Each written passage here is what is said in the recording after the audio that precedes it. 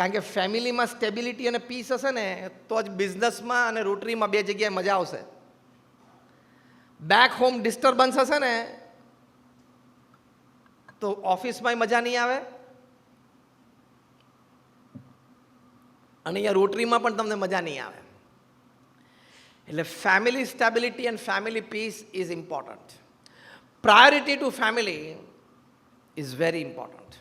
Harvard યુનિવર્સિટીના એક સર્વે પ્રમાણે એ લોકોએ દુનિયાના 110 દેશોમાં સર્વે કર્યો. લગભગ 1 લાખ પરિવારમાં across caste, creed, colour, religion, nationality 8 વર્ષ સુધી આ સર્વે ચાલ્યો. અને the principal point of survey શું હતો? What according to you is the greatest joy upon this earth. તમારી દ્રષ્ટિએ પૃથ્વી પર સૌથી મોટો આનંદ શું છે? 67% વધારે રિસ્પોન્ડન્ટ્સે કહ્યું કે spending quality and quantity time with your family members whom you love and respect, who loves and respects you is the greatest joy upon this earth. પૃથ્વી પર સૌથી મોટો આનંદ આ છે.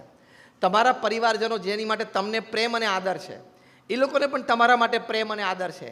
એની સાથે ક્વોલિટી અને ક્વોન્ટિટી ટાઈમ વિતાવવો એ પૃથ્વી પર સૌથી મોટો આનંદ છે. એટલે થિંક ડિફરન્ટમાં ત્રીજો મુદ્દો, family is important then work, family is important then money and family is important then your social relations. બહાર લોકો જુદી રીતે સમજે છે કે ફેમિલી તો છે જ નહીં યાર, 24 કલાક ઘરમાં જ હોય છે, રાત્રે 11 વાગે જઈએ તોય વાઈફ દરવાજો ખોલે જ છે ને. Taken four granted. અહીંથી થિંક ડિફરન્ટ. દુનિયા ફેમિલીને ટેકન ફોર ગ્રાન્ટેડ છે, આપણે ટેકન ફોર ગ્રાન્ટેડ નહીં, ટોપ પ્રાયોરિટી.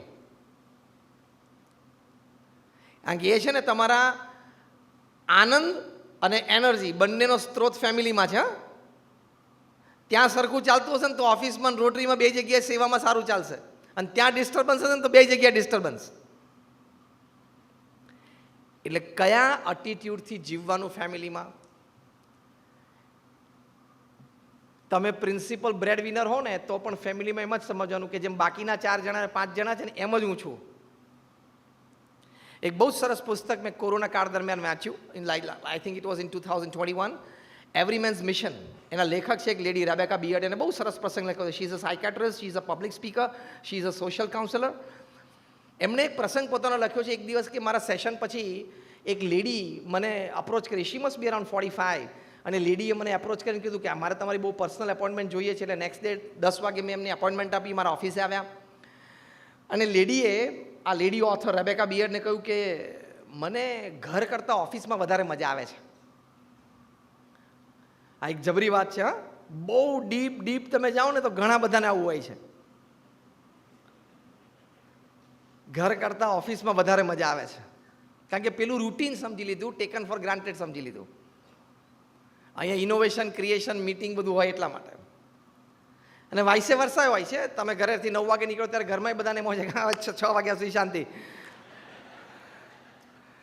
બે બાજુ હોય છે. Take it lightly, I am just joking, it is not a statement. તો આ લેડીએ પૂછ્યું કે I love my office more than my home, અને મને ત્યાં વધારે મજા આવે છે. હવે આ જે લેડી કાઉન્સેલિંગ માટે આવેલા ને, she was a CEO of a good corporation. Rebecca બિયર્ડે 1-1.5 કલાક એમની સાથે વાર્તાલાપ કરીને એમની બધી માનસિકતા જાણી અને પછી બહુ જ સરસ સલાહ આપી કે તમને ઓફિસમાં એટલે વધારે મજા આવે છે કે ઓફિસમાં તમારું ઘણું બધું ધાર્યું કામ થાય છે. તમને CEO છો એટલે તમને કોઈ પ્રશ્ન પૂછનાર છે નહીં, અને ઘરમાં તમારું બધું ધાર્યું થતું નથી. એમ આઈ રાઈટ ઓર રોંગ? અમને ઓછો અનુભવ છે, તમને વધારે છે એટલે તમને પૂછું છું. ઘરમાં આપણું ધાર્યું બધાનું થતું નથી. એટલે તમને સાહજિક ઓફિસમાં મજા આવે. કારણ કે ઓફિસમાં ઓર્ડર કરવાનો, પેલા પટ્ટાવાળાને ઓર્ડર કરવાનો, ક્લર્કને ઓર્ડર કરવાનો, એકાઉન્ટન્ટને ઓર્ડર કરવાનો. એટલે તમને રિપોર્ટ્સ મળે, સામેથી આવે, કોઈ સર કરે, ગુડ મોર્નિંગ કરે. સવારમાં ઘરમાં કોઈ ગુડ મોર્નિંગ કહેતું જો બધા ના પાડે, ઘણા તો મોટી ના પાડવા માંડે આમ.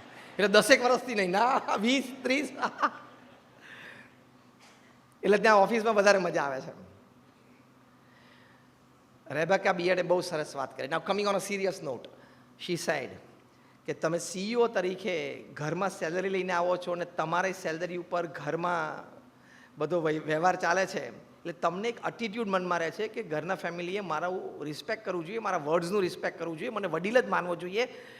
અને હું કંઈક કહું કંઈક ટોકું તો લોકોએ સાંભળી લેવું જોઈએ, એ લોકોએ કંઈક મને કહેવું હોય તો 2 વાર વિચાર કરવો જોઈએ. આવો એક ઇન્ટરનલ ડીપ એટીટ્યૂડ મનમાં રહે છે, because you are the principal bread winner of the family. તમે આ એટીટ્યૂડ કાઢી નાખો. કેમ?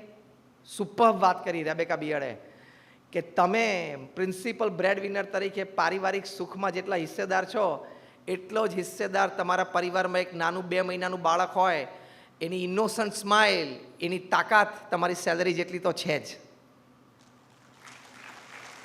તમે આખા દિવસના થાકેલા ઘરે આવ્યા હો, સ્ટ્રેસફુલ, અને એક નાનું બાળક તમને ઇનોસન્ટલી આમ તમારી સામે જોઈને હશે, that smile or that innocent laugh has the power to distress you. Yes or no?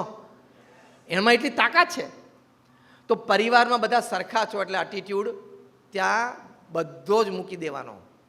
આ થિંક ડિફરન્ટ કે I am one of the family members. કયો એટીટ્યૂડ મૂકવાનો? હું પ્રિન્સિપલ બ્રેડ વિનર છું, હું વડીલ છું, મને માન સન્માન મળવું જોઈએ, મારો અભિપ્રાય સચવાવો જોઈએ, 2 વસ્તુ ઘરમાં મને પૂછીને થવી જોઈએ. એ એટીટ્યૂડ રાખવાનો જ નહીં.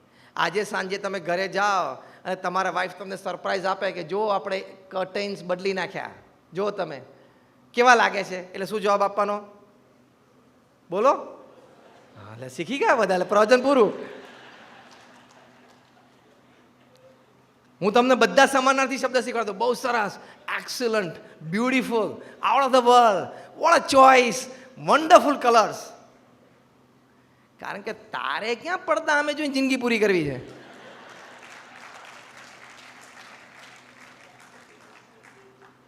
ચાર દિવાલની અંદર માથાકૂટ જ નહીં કરવાની. Think different. 4 દિવાલની અંદર માથાકૂટ કરવાની. તમે સાંજે આવું ફર્નિચર થોડું આમાં તારા વાઈફને તું રેફ્રિજરેટર એના પર લઈ મોકલીએ, સારું જ છે. તારે ઠંડા પાણીથી ઠંડા રસથી મતલબ છે ને, રેફ્રિજરેટર આમથી ખુલતું હોય કે આમથી ખુલતું, તને what makes the difference?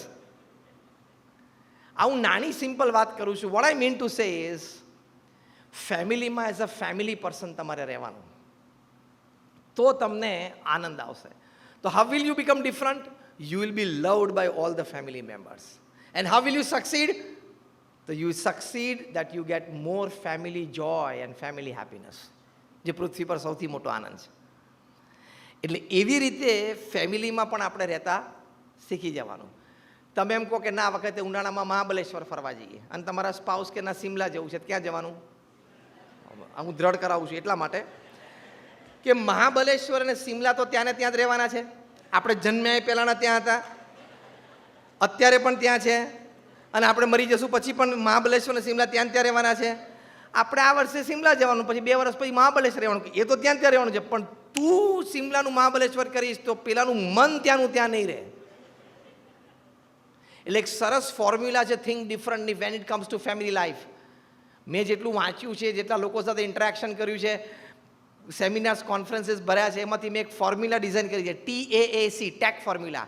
T is tolerance, A is acceptance, A is apologies and C is compromise.